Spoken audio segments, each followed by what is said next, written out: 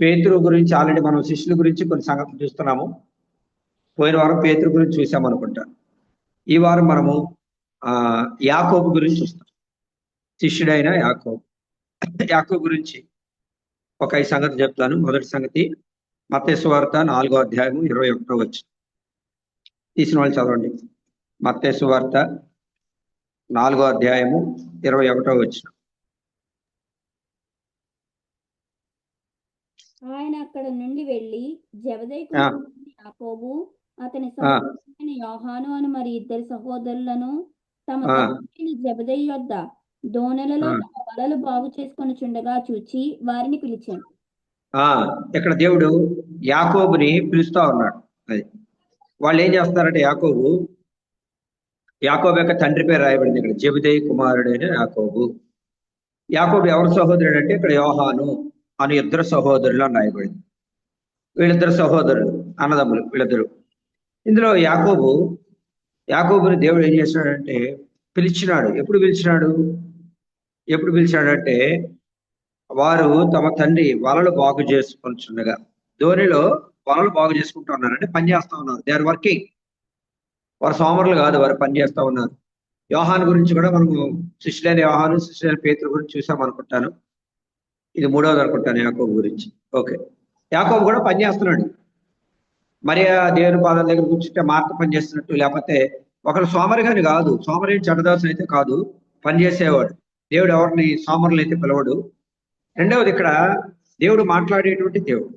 అది రెండవ సంగతి. ఇక్కడ 2వ దినవృత్తాంతాలు 29:11 రాయబడినట్లు, నా కుమారులారా తనకు పరిచయం చేయుటకు, తన సన్నిధి నిలుచుటకు, ధూపం వేయుటకు యెహోవా మిమ్మల్ని ఏర్పరచుకున్న గనుక అశ్రద్ధ చేయకూడదు.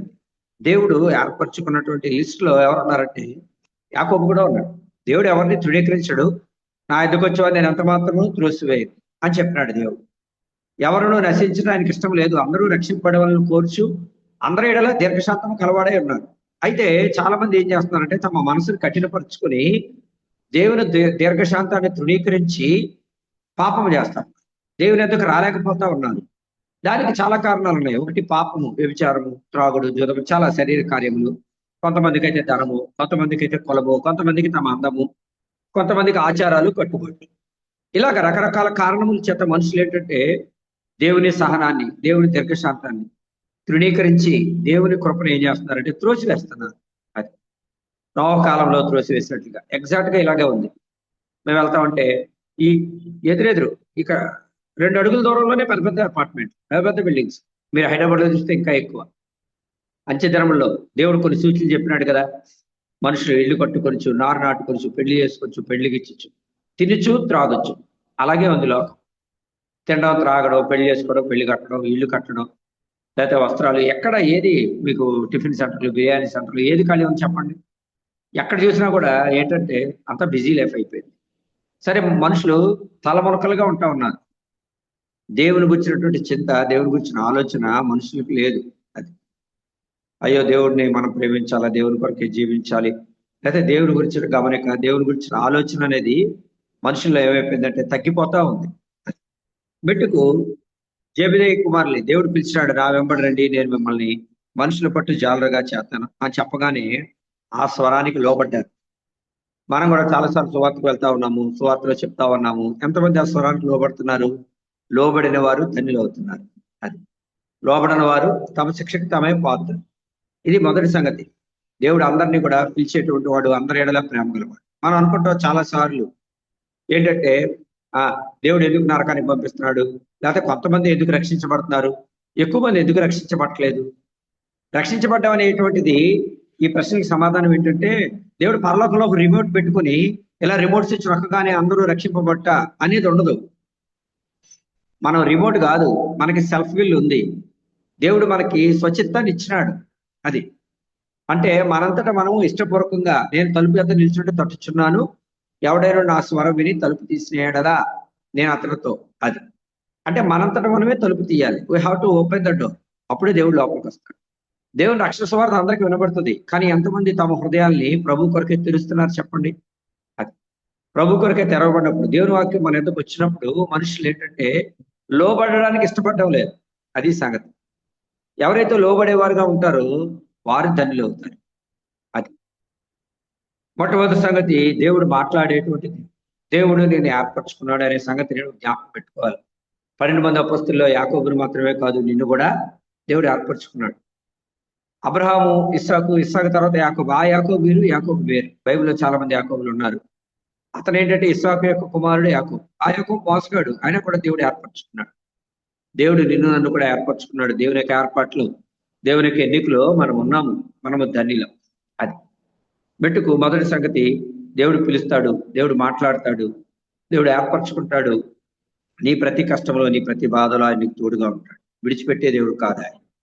మర్చిపోయే దేవుడు కాదు. అది మనమైతే మర్చిపోతాం, మనం విడిచిపెడతాం, మనం గుర్తుండదంటాం, మాట చెప్తాం, దాని ప్రకారం మనం చేయలేం.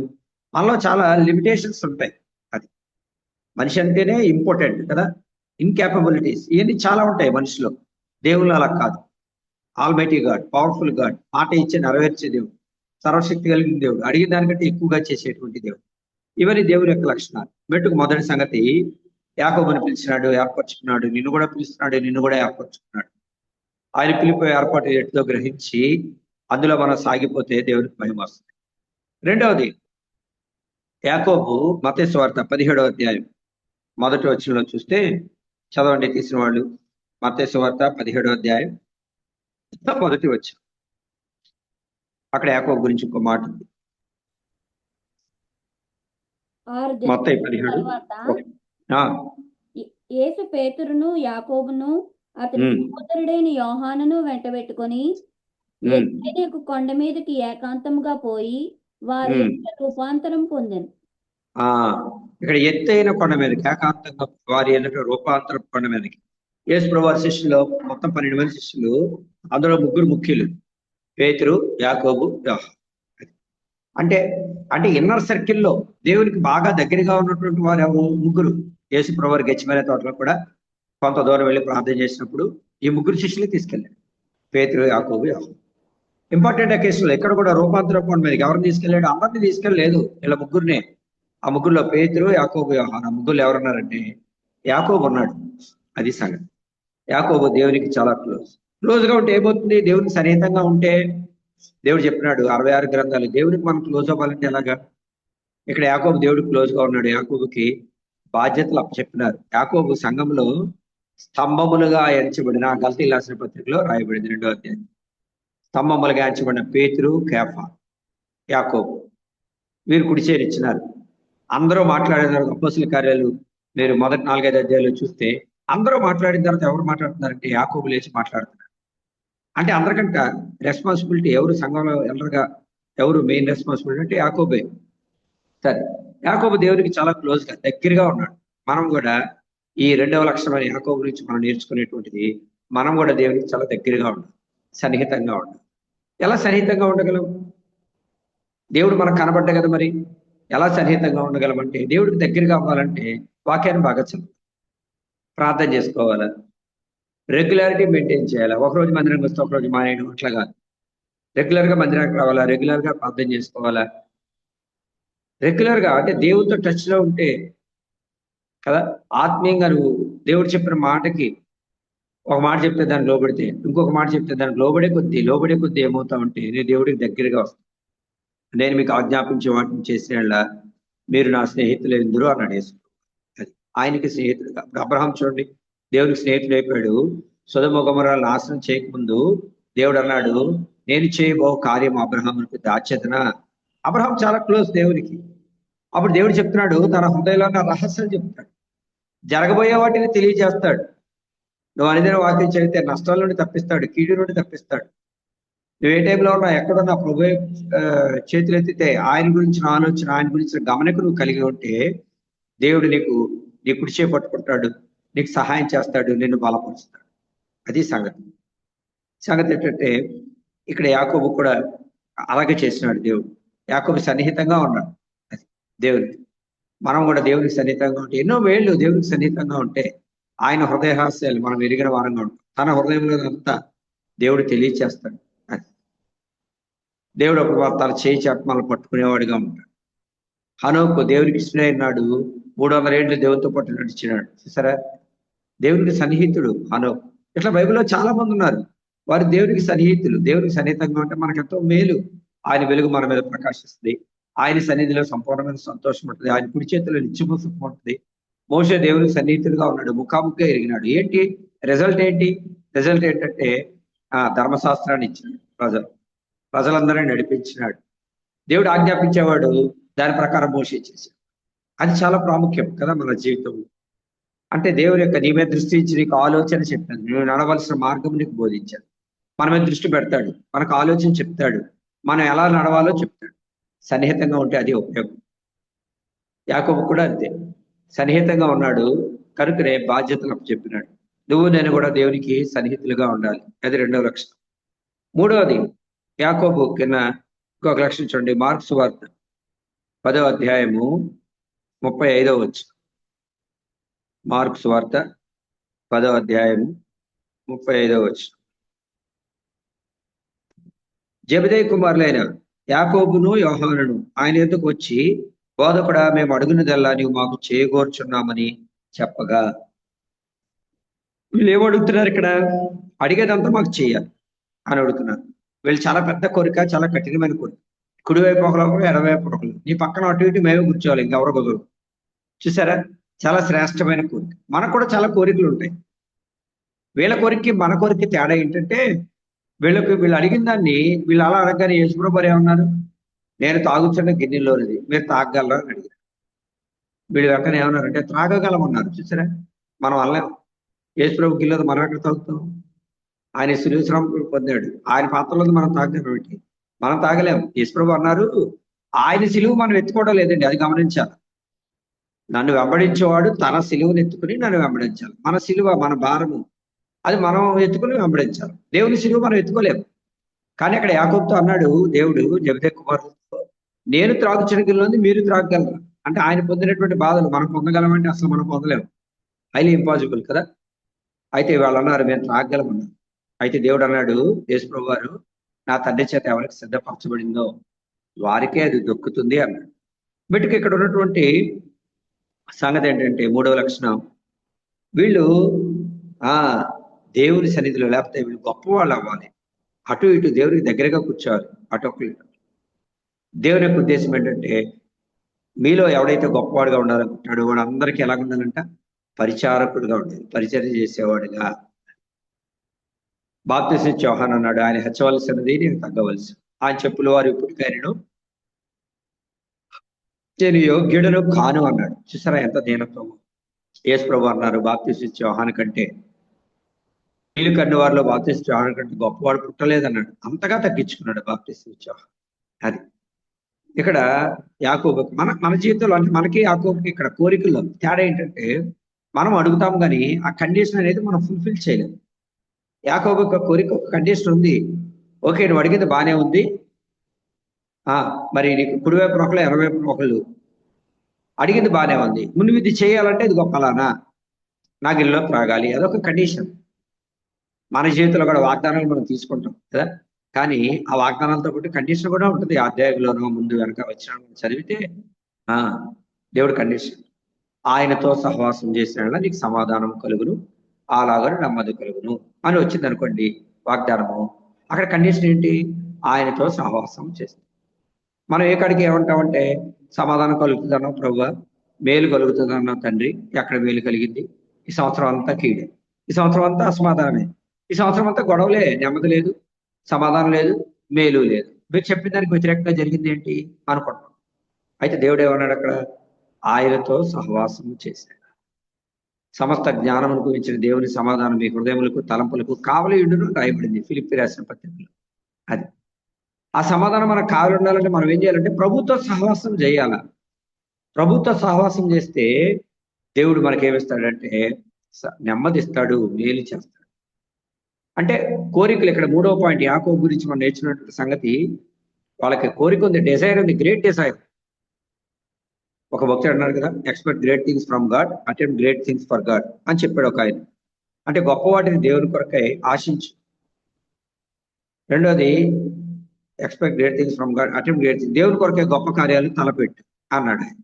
మనం గొప్ప కార్యాలు ఆశించినప్పుడు దానికి తగ్గ శ్రమ, నువ్వు ఐఏఎస్కి అటెంప్ట్ చేస్తున్నావు అనుకోండి, దానికి తగ్గ శ్రమ అనేది నువ్వు పడాలి. పడినప్పుడు దేవుని కష్టాన్ని చూసి నేను ఆశీర్వదిస్తాను. ఇక్కడ మనం కూడా కోరికలు కోరుతాం, కానీ దేవుని యొక్క ఆజ్ఞలను మనం నెరవేర్చు. ఆజ్ఞలు అనుసరించి నడిపించడం. కానీ ఇప్పుడు ఉదాహరణకి బెస్ట్ ఎగ్జాంపుల్ బైబిల్ ఎవరు? ఇప్పుడు ఒక ధనవంతుడు అన్నాడు, యవనస్తులైనటువంటి అధికారి ధనవంతుడు. 3 సువార్తల్లో రాయబడింది కదా, పరిగెత్తుకుని వచ్చాడు, మోకాళ్ళు ఉన్నాడు, సద్బోధకుడు అన్నాడు, నిత్య జీవనకు వారసుడు కాబట్టి నేను ఏ మంచి కార్యం చేయాలి. అన్ని బాగానే ఉన్నాయి. అంటే అతని కోరిక ఏంటి? నిత్య జీవానికి వారసుడు అవ్వాలి. దేవుడు ఏం చెప్పినాడు? నీకు కలిగిన అమ్మి బేదలకి. అది ఇవన్నీ నేను బాల్యం నుండి అనుసరిస్తున్నాను అంటే యేసు అతన్ని ప్రేమించి అతను చూచి నీకు ఒకటి కొదువుగా ఉన్నది. అతని కొదువు ఏంటో దేవుడు చెప్పినాడు. ఈ కొదువు నువ్వు ఇక్కడ ధనవంతుడిగా ఉన్నావు, మంచివాడివే, మంచి ఉద్యోగం ఉంది, వెరీ గుడ్ కదా, నువ్వు యవనకాలంలో ఉన్నావు, దేవుని తెలుసుకున్నావు, ఆజ్ఞలు అనుసరించి నడుస్తున్నావు, చాలా బాగుంది, ఈ సిస్టమ్ అంతా చాలా పర్ఫెక్ట్ గా ఉన్నావు. అయితే నీకు ఒకటి తక్కువ పడ్డావు త్రాసులో వేసినప్పుడు. ఆ తక్కువ ఏంటంటే నీ ఆస్తిని అమ్మి బేదలకు ఇచ్చినాను వెంబడించంటే అతడు ముఖము చిన్నబుచ్చుకు వెళ్ళి, అంటే తన జీవితంలో టాప్ ప్రయారిటీ దేనికి ఇచ్చినాడంటే ధనానికి ఇచ్చినాడు, ప్రభువుకి ఇవ్వలేదు. చూసారా? అది అంటే ఆ కోరిక ఉంది, కానీ దాన్ని ఫుల్ఫిల్ చేసుకోవడానికి ఏదైతే షరతు ఉందో ఆ షరతును నెరవేర్చలేని వాడిగా ఉన్నాడు. మనం అలా అనుకుంటాం. యాకోబు పిలవగానే వచ్చేసినాడు, దేవుడిని వెంబడించినాడు. అది ఇంప్లిసిట్ ఒబీడియన్స్ అంటారు దాన్ని. ఇంకా ఎటువంటి షరతులు లేకుండా వెంటనే దేవుడికి ఎదురు చూపించినాడు. మనం అలాగ ఉండాలి. 4వ లక్షణం చూస్తే మార్కు సువార్త 3వ అధ్యాయము 17వ వచనం. యాకోబు యొక్క జీవితంలో ఒక లక్షణం ఉంది అక్కడ. మార్కు సువార్త 3వ అధ్యాయం 17వ వచనం. జెబెదయి కుమారుడగు యాకోబు అతని సహోదరుడు యోహాను, వీరిద్దరికి ఆయన బోయనర్గెస్ అని పేరు పెట్టారు. బోయనర్గెస్ అనగా ఉరిమెడి వారు అని అర్థము. బోయనర్గెస్ అంటే ఉరిమెడి వారు అని అర్థం. అంటే వీళ్ళంతా థండర్ బోల్ట్స్ అన్నమాట. అది అంటే వీళ్ళు చాలా పౌరుషం, చాలా రోషం కలిగిన వారు, చాలా డిసిప్లిన్ లో చాలా హై లెవెల్ వీళ్ళు. కానీ యేసు ప్రభువు వారు ఏమన్నారు? మీరు ఎట్టి ఆత్మగల వారు ఉన్నారు, మిమ్మల్ని మీరు చూసుకోండి అన్నారు. ఆయన తీర్పు తీర్చడానికి, శిక్ష విధించడానికి రాలేదు, కానీ రక్షించడానికే వచ్చినాడు. మన గోల్ కూడా అంతే. మన ఎదుటి వాడు తప్పులు ఎత్తి చూపించడానికి కానీ, లేకపోతే వాళ్ళని ఖండించడానికి కానీ అట్లా కాదు. అంటే దైవ సేవకులు కొన్నిసార్లు ఆత్మచేత ప్రేరేపించబడి గద్దిస్తారు, బుద్ధి చెప్తారు, లేకపోతే దేవుడు వాళ్ళకి ఇచ్చిన భారాన్ని బట్టి వాళ్ళు వాక్య పరిచర్య అనేది మనం చేస్తాం. బోధకులు కానీ, పాస్టర్లు కానీ, పెద్దలు కానీ. మెట్టుకు ఇక్కడ ఆ సందర్భంలో వీళ్ళు ఏం చేస్తున్నారంటే ఆకాశం నుంచి అగ్ని దిగి వచ్చి వీళ్ళందరూ వాళ్ళందరూ అవిధేయులుగా ఉన్నారు. అవిధేయులుగా కారణం చేత ఆకాశం నుండి అగ్ని దిగి వచ్చి వీళ్ళ దహించి వేయడం నీకు ఇష్టమా అని అడుగుతున్నారు. అందుకనే యేసు ప్రభువు అన్నారు, మీరు ఎట్టి ఆత్మ గలవారై. అంటే ఏలియా చేశాడు కాబట్టి మనం చేద్దామంటే అట్లా కాదు. ఆయన కనికరము తీర్పును మించి అతిశయపడుతుంది. తీర్పును మించి అతిశయపడేది కనికరము, ప్రేమ. దేవుడు దానికి టాప్ మోస్ట్ ఇంపార్టెన్స్ ఇచ్చినాడు. ప్రేమ చేతనే యేసుక్రీస్తు ప్రభువారు పరలోకం నుంచి భూమి దిగొచ్చి నిన్ను రక్షించినాడు. మనల్ని రక్షించడానికి మనలో ఏ మంచితనం లేదు. దేవుని యొక్క మహాకృప, ఆయన ప్రేమ, ఆయన వాత్సల్యత. ఎన్ని తప్పులు చేస్తున్నాం, ఎన్ని పొరపాట్లు చేస్తున్నాం, మన లైఫ్ లో ఎన్ని షార్ట్ కమింగ్స్, ఎన్ని ఫెయిల్యూర్స్ ఉన్నాయి. అయినప్పటికీ ఇంకా మన సజీవ లెక్కలో పెట్టినాడు, మన కృపతో కౌగిలిస్తున్నాడు. ఆయన రెక్కల క్రింద మన ఆశ్రయం కల్పించినాడు.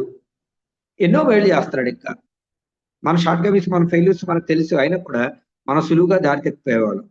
అయినా కూడా దేవుడు ఎంతో ప్రేమ కలిగాడు, ఎంతో కృప కలిగాడు. బోయనర్గస్ అంటే మనం డిసిప్లిన్ మంచిదే, క్రమశిక్షణ మంచిదే. అట్ ద సేమ్ టైం దేవుని వాక్యలో ఉంది, ప్రేమ కలిగి సత్యము చూపించు. క్రీస్తు వలె ఉండటం అన్ని విషయం లేదు. ప్రేమ కలిగి ఎలా సత్యం చెప్తాను చెప్పండి? ఇప్పుడు తల్లి బిడ్డను ప్రేమిస్తుంది, వాడు తప్పు చేస్తే తల్లి ఏం చేస్తుంది? ప్రేమ విస్తారమైన దోషములను కప్పివేస్తుంది. యేసు ప్రభువు వారు ఉన్నారు, ఏం చేస్తున్నాడు? ఆయన మన పాపములన్నింటినీ కప్పివేసినాడు. రక్తం ఆయన గార్చినాడు. ఆయన రక్తం ద్వారా మనకు పాప క్షమాపణ కలిగింది. దేనిని బట్టి? అంటే ప్రేమను బట్టి. యేసు ప్రభువు వారు ప్రేమ గురించి, సాక్రిఫైస్ గురించి, కృప గురించి, కనికరము గురించి, వీటి గురించి శిష్యులకు తెలియజెప్తూ వచ్చినాడు. మీరు ఎట్టి ఆత్మ గలవారై ఉన్నారు అంటే ఆయన కలిగిన ఆత్మ, మనం కూడా ఆయన స్టెప్స్ లో నడవాలి అని. వ్యభిచారబంధ పట్టబడిన స్త్రీని తీసుకొచ్చారు. ధర్మశాస్త్రం ప్రకారం, డిసిప్లిన్ ప్రకారం రాళ్ళు తీసుకుని కొట్టాలి. మరి యేసు ప్రభువు ఏమన్నారు? మీలో పాపం లేనివాడు మొట్టమొదట ఆవిడ మీద రాయి వేయండి. మన కంట్లో దూలం పెట్టుకుని ఎదుటివాడి కంట్లో నలుసు మనం ఏం చేస్తాం చెప్పండి? నా కంట్లోనే 3 దూలాలు ఉన్నాయనుకోండి, మీ కంట్లో నలుసు నేను తీయలేను. మీకు అర్థమవుతుందా? మెట్టుకు ఒకవేళ నువ్వు డిసిప్లిన్ గా ఉన్నావు, నీ కంట్లో నలుసు లేదు, దూలం లేదు, you are perfect in the sight of God, okay, very good. నువ్వు దేవుని దృష్టిలో యథార్థవంతుడిగా, న్యాయవంతుడిగా ఉన్నావు. అప్పుడు ఇతరులు ఏం చేయగలగాలంటే ప్రేమించగలగాల, క్రీస్తుకు ఆకర్షించేవాడిగా ఉండాలి. అంతేగాని వాడి తప్పులు మనం దుయ్యబట్టడం వల్ల వాడు ప్రభు దగ్గరికి వస్తాడో రోజు, లేదా వాడిని క్షమించేటువంటి లక్ష్యం. నువ్వు దేవుని దగ్గరికి వస్తే దేవుడు నిన్ను క్షమిస్తాడు. నీ పాపాన్ని విడిచిపెట్టు అంటే చెప్పాల్సింది చెప్పాలి, ఆ ప్రభు ఇచ్చిన భారాన్ని బట్టి. మెట్టుకు సంగతి ఏంటంటే ఇక్కడ ఉరిమిడి వారు అంటే వారి మీదకి అగ్ని దిగి వచ్చారు, పాపం చేస్తున్నారు కనుక అగ్ని దిగి వచ్చి దహించేవారు. అది వీళ్ళ యొక్క ఆలోచన టైంలో. అందుకే దేవుడు వారిని గద్దించినాడు. ఆ రీతిగా కాదు, మనం ఎటువంటి ఆత్మ కలిగి ఉన్నాము అనేటువంటిది. పాపుల విషయములు దేవుడు పాపులను ప్రేమించాడు కానీ పాపాన్ని ద్వేషించాడు. ఆయనలో పాపం లేదు, ఆయన పాపం చేయలేదు, కానీ ఆయన పాపుల స్నేహితుడిగా ఉన్నాడు. ఎట్టి విధం చేతనైన వారిని పాపం నుంచి బయటికి తీసుకురావాలనే యేసు ప్రభువు యొక్క తపన. అది మనం కూడా ఆయన ఆత్మను కలిగిన వారమై ఉండాలి. చివరిగా మనం చూస్తే యాకోబు యొక్క జీవితంలో మత్తయి సువార్త 10వ అధ్యాయం 22వ వచనం. మత్తయి సువార్త 10వ అధ్యాయము 20వ అధ్యాయం. మత్తయి సువార్త 20వ అధ్యాయము 22వ వచనం. అందుకు యేసు, మీరు ఏం అడుగుచున్నారో అది మీకు తెలియదు. నేను త్రాగబో గిన్నెలోది మీరు త్రాగలరాగా వారు త్రాగగలమని. ఇది ఒక్కడు ఎప్పుడొకరు 80 ఒకరు కూర్చోమన్నప్పుడు అక్కడ మనం ఒక పాయింట్ చూస్తున్నాం. అంటే మన కోరికలు ఉంటాయి కానీ షరతులు నెరవేర్చము. అది రెండవ పాయింట్. మొదటిది యేసు ప్రభువు పిలుస్తున్నాడు, అందరినీ పిలుస్తాడు. ఆయన అందరినీ ఏర్పరచుకున్నాడు, కానీ కొంతమంది గ్రహిస్తున్నారు. ఆయన పిలుపును గ్రహించి అందులో నమ్మకముగా, మిమ్మల్ని పిలిచిన వాడు నమ్మకమైన వాడు కనుక, లేకపోతే మిమ్మల్ని పిలిచిన వాడు పరిశుద్ధుడైనాడు కనుక మనం పరిశుద్ధులుగా ఉండాలి, నమ్మకస్తులుగా ఉండాలి. అప్పుడే దేవుడు బలా నమ్మకమైన మంచి దాసుడు అని పిలిచి మనం సత్కరిస్తాడు. రెండవది యాకోబు దేవునికి చాలా సమీపస్తుడు. ముగ్గురు ప్రధానమైన శిష్యుల్లో యాకోబు ఒకడు. ఆజ్ఞల్ని మనము దేవుడికి చాలా క్లోజ్గా ఉంటే దేవుడు ఏం చేస్తాడంటే ఆయన బాధ్యత కదా, నా కాడి సులువు, నా భారము తేలిక. ఆయన భారం, ఆయన కాడి కొంత మన మీద పెడతాడు. అది మనం చేయటం మన అంత ధన్యత, అందరికీ దొరుకుతుంది భాగ్యం. దేవుడు మనకి ఏదైనా పని చెప్తే అంతకంటే సంతోషం, అంతకంటే భాగ్యం ఏముంది ఈ లోకంలో. నీకేదో చేయమని పని చెప్పాడు అనుకోండి, అబ్బా దేవుడు చెప్పిన పని నువ్వు చేస్తే నీకు పరలోకం ఎంత బహుమానం. అది మూడో లక్షణము యాకోబులో. దేవుడికి ఏంటంట యాంబిషన్స్. యాకోబుకి కోరిక ఉంది, దానికి షరతు కూడా నెరవేరుస్తుంది. కుడివైపు ఒకరు ఎడవైపు ఒకరు కూర్చోవాలి. దానికి షరతు ఏంటి? నేను త్రాగబోగిలో త్రాగుతాను అన్నారు. చూసారా? అంటే మనకు కూడా కోరికలు ఉంటాయి, అది ఇది దేవుడిని అడుగుతాం. దాంతోపాటు ఆయన ఆజ్ఞలు కూడా అనుసరించి నడుచుకోవాలి. అది మూడవది. నాలుగవది యాకోబు ఉరిమిడేవారు. యాకోబు యోహాను ఉరిమిడేవారు అంటే పాపాన్ని సహించలేదు. నిజమే, పాపంతో రాజీ పడమని నేను చెప్పడం లేదు, కానీ దేవుని వాక్యం కూడా అలా చెప్పడం లేదు. పాపం నుంచి తొలగిపోవాలి, పాపం నుంచి దూరంగా పారిపోవాలి, కీడుగా కనబడే దానికి దూరంగా ఉండాలి. అట్ ద సేమ్ టైం పాపులను క్షమించాలి, వారిని ప్రేమించాలి. అది మా చర్చిలో ప్రతి వారం ఒక వస్తుంటే ఇంటి పక్కన బాగా తాగేస్తాడు, డ్రింక్ ఆదివారం అందరూ భోజనం అయిపోతుంది, ఆయన కూడా భోజనం పోస్తాడు. మరి ఏం చేయాలి? గంటేయాలా? అలా దెబ్బలాడాలా?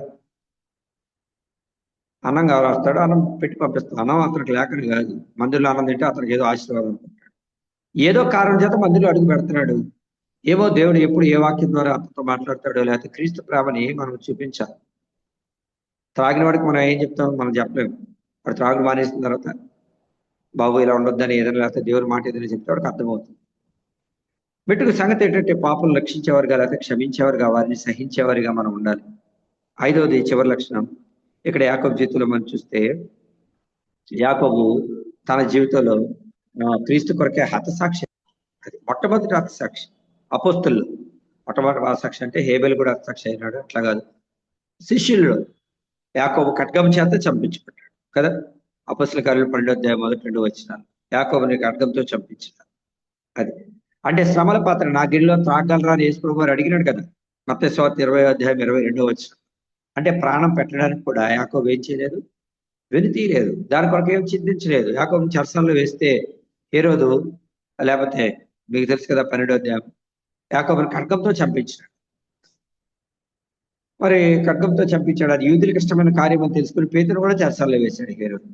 అది సగతెట్టడు, అయ్యో నా ప్రాణం పోతుంది అనవసరంగా, లేకపోతే దేవుడిని ఆ మాటలు ఈ మాటలు ఎట్లే మనలేదు, పిరికివాడు ఏం కాదు, ధైర్యంగా ఎదుర్కొన్నాడు శ్రమని, కష్టాన్ని.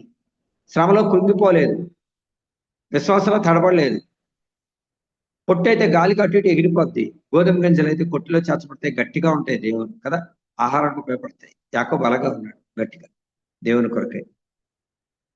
అంటే challenges, he received the challenge, he face the challenge. ఆ పరీక్షను ఎదుర్కొన్నాడు, అది నిలవబడ్డాడు పరీక్షలు. అది మెట్టుకు దేవుడు వెంబడించాడు తన జీవితాన్ని పానార్పణముగా. అంటే ఎటువంటి పరిస్థితి అనేది శద్రక్ మేషక్ అబేద్నెగోలు కూడా మేము చనిపోయినా పర్వాలేదు అనుకున్నారు అంతే. దేవుడు దిగి వచ్చి వాళ్ళని రక్షిస్తాడని ముందుగా వాళ్ళకేం తెలియదు. అది కథ. వాళ్ళ విశ్వాసం ఏంటంటే వాళ్ళు చెప్పినారు క్లియర్గా, మా దేవుడు రక్షించడానికి సమర్థుడు.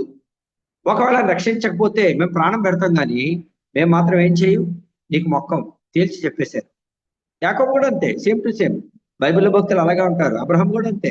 సారాకు చెప్పలేదు, ఇస్సాకుని తీసుకెళ్ళేటప్పుడు తీసుకెళ్ళిపోయాడు అంతే బలి అర్పించడానికి. ఈవెన్ ఇస్సాకు కూడా చెప్పలేదు, దేవుడే గొర్రెపిల్లని చూసుకుంటాడని చెప్పాడు అంతే. ఇస్సాకును బంధించినాడు. ఇస్సాకు కూడా చాలా యోగ్యుడు, ఒక మాట కూడా మాట్లాడలేదు తండ్రిని. దహన బలి గొర్రెపిల్ల ఏదైనా అడిగినాడు అంతే. మరి బంధించేటప్పుడు ఒక మాట మాట్లాడా ఇస్సాకు? మాట్లాడలేదు. ఈజ్ ఎ స్పిరిచువల్ మ్యాన్, ఆత్మ సంబంధి కదా. నా తండ్రి తప్పు చేయడు అని ఎరిగినాడు అంతే. అప్పచెప్పుకున్నాడు తను. మనం కూడా అలా దేవుడికి అప్పచెప్పుకుంటే దేవుడు గొప్ప కార్యం చేస్తాడు, ఆశ్చర్యకార్యం చేస్తాడు. దేవుడు దిగి వస్తాడు మన మధ్యలోనికి. నేను మీతో పాటు నివసిస్తాను, మీతో ఉంటాను అంటాడు. ఓబదేదేవు ఇంట్లో మందసం ఉంటే ఆ ఓబదేదేవు వాళ్ళు యథార్థవంతులు వాడు కదా. ఓబదేదేవుని కలిగిన దాన్ని అతని ఇంటి వారందరినీ దేవుడు ఆశీర్వదిస్తూ వచ్చినాడు. నువ్వు యథార్థపరుడుగా ఉంటే, యథార్థంగా ప్రవర్తించే వారికి ఏ మేలు చేయక మానడు అని. బట్టి యాకోబులోని చివరి లక్షణం ఏంటంటే, శ్రమ వచ్చింది, కష్టం వచ్చింది, బాధలు, వాటిని ధైర్యంగా ఎదుర్కొన్నాడు. నీతిమంతుల సింహాలే ధైర్యంగా ఉంటాడు. అందరికీ వస్తాయి బాధలు. మనం ఏంటంటే ఎర్ర సముద్రాన్ని తీసివేయి ప్రభువా, అగ్నిగుండాన్ని తీసివేయి ప్రభువా, పౌలు వలె ముళ్ళు తీసేయి ప్రభువా. పౌలు కూడా 3 సార్లు చేశాడు ప్రార్థన. ఆ శరీరంలో ముళ్ళు పెట్టో తీసివేయి. పౌలుకి తగిలిన, పేతురికి తగిలిన చేతిగొట్లని తీసుకెళ్లి ఆ రోగుల యొద్ద పెడితే వాళ్ళకి స్వస్థ వచ్చింది. మరి పౌలుకి ఎందుకు రాలేదంటాడు? దేవుడు అన్నాడు కదా, నువ్వు అత్యధికంగా హెచ్చిపోకుండా నిమిత్తము నీ శరీరంలో ఒక ముళ్ళు పెట్టాను అన్నాడు. మనకు కూడా ముళ్ళు అనేది అవసరం. అది కలుపుమంటా ఉంటుంది. ఏదో బాధ ఉంటుంది, ఏదో వేదన ఉంటుంది, ఏదో కష్టం ఉంటుంది, కొన్నిసార్లు జీవితాంతం ఉంటుంది, చచ్చిపోయే వరకు ఉంటుంది. అది తీసివేయి ప్రభువా అనేటువంటిది రైట్ ప్రేయర్ కాదు. పౌలు అలాగే ప్రార్థన చేశాడు, తీసేయి కష్టం. దేవుడు అన్నాడు నా కృప నీకు చాలు అన్నాడు. ఓకే, నేను తీసేస్తాను అనలేదండి. చూసారా, మనం చాలా మంది మనలో 80% బిలీవర్స్ ఎవరు ప్రార్థన చేస్తారు? జ్వరం తీసే ప్రభువా, రోగం తీసే, అది తీసే, ఇది తీసే. దేవుడు మందులు ఇచ్చాడు, డాక్టర్లు ఇచ్చాడు, ప్రార్థన చేసుకోండి, ఎలాంటి తగ్గుతాయి. ఓకే, ఏదో శ్రమ ఉంది, ఏదో కష్టం ఉంది నీ లైఫ్ లో, దాని కొరకే ప్రభువు చిత్తం ఏంటి, ఎందుకు అనుమతించినావు, దీంట్లో నేను ఏం చేయమంటావు, నేను ఏ పాఠం నేర్చుకోవాలి, లేకపోతే దీన్ని తట్టుకోవడానికి నాకు కావాల్సిన శక్తిని అనుగ్రహించు, ఒకవేళ స్వస్థపరచడం నీ చిత్తమైతే స్వస్థపరచు. ఇలాగా ఆత్మీయంగా మనం ప్రార్థన చేసుకుంటున్నప్పుడు దేవుడికి ఇష్టం అవుతాం. వీడు ఎంత చక్కగా ప్రార్థన చేస్తున్నాడు చూడు, ఈయన కుమారుడు, ఈయన కుమార్తె ఆత్మీయంగా ఎంత ఎదిగినారు నాలో అనేటువంటిది దేవుడు గ్రహించిన వాడే సంతోషిస్తాడు. శ్రమ చేయగానే కృంగిపోయి, శ్రమ రాగానే నువ్వు భయపడిపోయి, శ్రమ రాగానే బెదిరిపోయి, లేకపోతే సోదరులో నిలవబడలేక రాతి నేల విత్తబడిన విత్తనం ఏమవుతుందంటే శ్రమల కాలంలో తొలగిపోతారు వాళ్ళు, నిలవబడలేదు. నీకు శోధన రాగానే నువ్వు తొలగిపోతుంటే నువ్వేం విశ్వాసివి కాదు, పిశాచివి. అది కనుక యాకోబు వలె మనం కూడా శ్రమలో ప్రాణం పెట్టడానికి వెనుకాడు లేదు. ఖడ్గంతో చంపేస్తారా, ఓకే, చావైతే నాకు లాభం అంతే, దేవుడి దగ్గరికి వెళ్ళిపోతా అనుకున్నాడు. తమ ప్రాణములు ప్రియమైనదిగా ఎంచుకుంది. మెట్టుకు 5 సంగతులు. మొదటిది, జెబెదయి కుమారుల యొద్ద తమ తండ్రి యొక్క వాళ్ళు కడుక్కుంటూ బాగు చేస్తున్నట్టుగా దేవుడు పిలిచినాడు. దేవుడు స్వాములను పిలవడు. రెండవది, దేవుడి మీద తన కనుదృష్టి పెడతాడు. నిన్ను కూడా పిలుస్తున్నాడు, నువ్వు కూడా దేవుని ఏర్పాట్లో ఉన్నావు. నువ్వు దేవుని చేతిలోనికి వస్తే కదా, ఆయనకు అప్పచెప్పుకుంటే దేవుడు గొప్ప కార్యాలు చేస్తాడు. అది ఫస్ట్. రెండోది, యాకోబు దేవుడి యొక్క ఇన్నర్ సర్కిల్లో. దేవుడు పిలిచినప్పుడు యాకోబు శిష్యుల్లో ప్రధానుడు కాదు. దేవుడు పిలిచినలో ఆ 12 మందిని ఏర్పరచుకున్నాడు. 12 మందిలో ఒకడు ఫస్ట్. అది ఫస్ట్ స్టేజ్. ఆ ఫస్ట్ స్టేజ్ నుంచి యాకోబు ఏ స్టేజ్లోకి వెళ్ళిపోయినాడు? ఇన్నర్ సర్కిల్లోకి వెళ్ళిపోయాడు. అంటే ఉన్న స్టేజ్లోనే లేడు. అది మన జ్ఞాపకం. ఆత్మీయంగా మనము ఉన్న స్టేజ్లోనే ఉండడం కాదు, ఇంకా పైకి ఎదగాలి. ఫలించు ప్రతి తీగ మరి ఎక్కువగా ఫలింపాలని దానిలోని పనికిరాని తీగలు తీసివేస్తున్నాను అన్నాడు దేవుడు. దేవుడు మనల్ని ఆపరేషన్ చేస్తాడు, సర్జరీ చేస్తాడు, ఏదైనా పుండు ఉంటే కట్ చేస్తాడు, తీసేస్తాడు, శుభ్రం చేస్తాడు. దేవుడు పని చేస్తూ ఉంటాడు. అనుమతించాలా దేవుడిని మన జీవితంలో పనిచేయడం. అది కొంచెం కష్టంగానే ఉంటుంది. అయినా మనం అనుమతిస్తే మనకి దీన మనసు, దీర్ఘశాంతము, ఇంకా ఆత్మీయమైన మంచి లక్షణాలన్నీ వస్తాయి. అది రెండవది. దేవుడు అంటే యాకోబు ఇన్నర్ సర్కిల్లోకి వచ్చినట్టు దేవునికి సమీపంగా సన్నిహితంగా రావాలి. మూడవది, యాకోబుకి కోరిక ఉంది, దేవునికి కుడివైపు ఒకళ్ళు ఎడవైపు ఒకళ్ళు యాకోబు వివాహం కూర్చోవాలి. అది వాళ్ళ కోరిక. ఆ కోరిక నెరవేర్చడానికి ఏ షరతు దేవుడు పెట్టినా అది ఫుల్ఫిల్ చేయడానికి సిద్ధంగా ఉన్నారు. మనం కూడా ఏంటంటే కోరికలు ఉంటాయి, ఆశలు ఉంటాయి, కానీ వాటిని దేవుడు ఆ వాగ్దానం తీసుకున్నప్పుడు డిసెంబర్ 31 వాగ్దానం ఉంటుంది కదా, వాగ్దానం తీసుకుంటారు, అధ్యాయాలు ఉంటాయి, షరతులు ఉంటాయి, వాటిని కూడా నెరవేర్చడానికి ప్రయత్నం చేయండి. అప్పుడు దేవుడు గొప్ప కార్యాలు చేస్తాడు. ఉదాహరణకి, నా మధ్యంలో ఆహారం ఉన్నట్లు 10వ భాగం తీసుకునండి, పట్టజాలం విస్తారంగా. ఈరోజు వాగ్దానం అదే కదా, పట్టజాలంత విస్తారంగా దీవులను కుమ్మరిస్తానన్నాడు దేవుడు. మనకందరికీ పట్టజాలంత విస్తారంగా దీవులు కావాలి, కానీ మనకేం అక్కర్లేదు. మనం ఇవ్వాల్సింది ఇవ్వకుండా అది బిగించి పట్టుకుంటాం, దీవులు కావాలంటాం. అట్లా ఎట్లా అవుతుంది? అట్లా అవ్వదు కదా. ఆజ్ఞ నెరవేర్చినప్పుడు దీవులు వస్తాయి. నాలుగవది, యాకోబు యోహానులు ఉరిమెడి వారు. అంటే వాళ్ళు ఏంటంటే పాపాన్ని సహించలేరు, పాపాన్ని పట్టే శిక్ష వచ్చేయాలి. వాడు తప్పు చేసాడా చచ్చిపోవాలంతే. మరి అక్కడ దావీదు మాంసం చేసుకునేటప్పుడు కాలు జారింది ఎడ్లకి, ఆ ఉద్యోగం పట్టుకున్నాడు, చేయించాం, శిక్ష వచ్చేసింది కదా. నాదాబాయి చచ్చిపోయారు కదా, ఏలియా ఆకర్షణ అగ్ని దిగి వచ్చేసింది కదా. నేను కూడా ఇప్పుడు వాళ్ళు తప్పు చేశారు కాబట్టి వాళ్ళ మీద శిక్ష చేయాలా, అది వాళ్ళ మనసు. డిసిప్లిన్ మంచిదే, డిసిప్లిన్తో పాటు మనకేముండాలంటే ప్రేమ కూడా ఉండాలి. పాపలను ప్రేమించే మనసు ఉండాలి. క్రీస్తు ఎందుకు వారు నడిపించాలి. నువ్వు ఎంత ఘోర పాపమైన దేవుడిని క్షమిస్తాడు. అట్ ద సేమ్ టైం మనం ఇంకో పాయింట్ కూడా చెప్పాలి, దేవుడు క్షమిస్తాడు కాబట్టి నువ్వు పాపంలో కంటిన్యూ అవ్వకూడదు. నువ్వు తాగుబోతువా, దేవుడిని క్షమించడానికి సిద్ధంగా ఉన్నాడు. ఈ రోజు నుంచి మాని దేవుడి సన్నిధికి రాను. మానవుడికి చేత కాదు, ప్రభువుకు మొరపెట్టు, దేవుడు సహాయం చేస్తాడు, దాని మీద విరక్తి పుట్టిస్తాడు. దేవుడిని ప్రేమించు, బైబిల్ చదువు, ప్రార్థన చేయి, మందిరానికి నువ్వు చేయవలసినవి చెయ్యి, ఆటోమేటిక్గా అవన్నీ నీకు దూరం అవుతాయి. దేవునికి దగ్గర అయ్యే కొద్దీ పాపం నీకు దూరం అయిపోద్ది. నువ్వు పాపానికి దగ్గర అయ్యే కొద్దీ దేవుడు నీకు దూరం అయిపోతాడు. మనం మరి ఏ కండిషన్లో ఉన్నాం అది చూస్తాం. చివరిగా యాకోబు శ్రమల పాత్ర కదా. శ్రమలు వచ్చినప్పుడు ఈ ఛాలెంజెస్ స్వీకరించాడు. శ్రమలను ఏం చేశాడంటే శ్రమల్లో నిలవబడ్డాడు, తొలగిపోలేదు. రాబో మహిమ చెప్పిన కాలపు శ్రమలు అనదగినవి కాదు. బైబిల్లో ఎంతో మంది యోబు శ్రమలు ఉన్నాయి, లాజరు అనే ఒక దరిద్రుడు, ఎన్నో శ్రమలు. అబ్రహాము రొమ్మును అనుకోవడానికి బైబిల్లో భక్తుల జీవితాలు చూస్తే ఎన్నో శ్రమలు వచ్చినాయి, వాళ్ళు కంగారు పడిపోలేదు కదా. మరి దానిలకు వచ్చిన శ్రమ ఎలాంటిది? కలగని కలమర్చిపోవడం ఏంటి? వాడు పరిపాలనడు కాబట్టి నెమ్మది. ఇప్పుడు అదే ప్రశ్న మీరు అడిగారు అనుకోండి, నా మనసులో ఏముందో చెప్పండి, ఎవరు చెప్తారు? మీ మనసులో ఏముందో కూడా నేను చెప్పలేను, నా మనసులో ఏముందో కూడా మీరు చెప్పలేరు. దేవుడు బయలుపరిస్తే తప్ప మనం చెప్పలేము. దానియేలుకి దేవుడు బయలుపరిచినాడు కనుక దానియేలుకి చెప్పినాడు. రాజు అంటాడు, కలగన్నాను, కలమర్చిపోయాను, మీరు చెప్పకపోతే మీ ఇల్లు పెట్టకపోలే చేస్తానన్నాడు. చూసారా ఎలాగుందో? మరి అటువంటి శ్రమ ఎవరికైనా వస్తుందంటారా? నిలవబడ్డారు వాళ్ళు, దేవునికి విజ్ఞాపన చేసినారు, దేవుడు బయలుపరిచాడు. అంటే ప్రతిదాని కొరకే దేవుని మీద ఆధారపడ్డా, దేవుని మీద ఆనుకుంటా, అప్పుడు మనకి సంపూర్ణమైన శాంతి, నెమ్మది అనేది దొరుకుతుంది. అది నువ్వు ఎటువంటి పరిస్థితుల్లో ఉన్నా కూడా దేవుని మీద ఆనుకుంటే, నువ్వు దేవుని వైపుకి వస్తే దేవుడు నిన్ను త్రోసి వేయడు. అది దేవుడు కనికరం కలిగిన వాడు. ఎన్ని పొరపాట్లనే చేయని తప్పులు, అంటే పొరపాట్లు చేసి తప్పులు చేయమని నేను చెప్పడం లేదు. హృదయపూర్తిగా ప్రభు ఎదురు తిరిగితే దేవుడు క్షమించడానికి సిద్ధమైన మనసు గలవాడు. అయితే నీ పొరపాట్ల వల్ల, నీ తప్పిదాల వల్ల ఏమవుతుందంటే నువ్వు రావాల్సిన దీవెనలు, నీ ఆశీర్వాదాలను నువ్వు కోల్పోతావు అంతే. అది దేవుడు కొద్ది వాటిలో మన వెనుకలో దీవించిన ఆమె. అందరికీ ప్రైజ్. సందీప్ ఎవరు లేరా పెద్దవాళ్ళు ప్రార్థన చేయడానికి?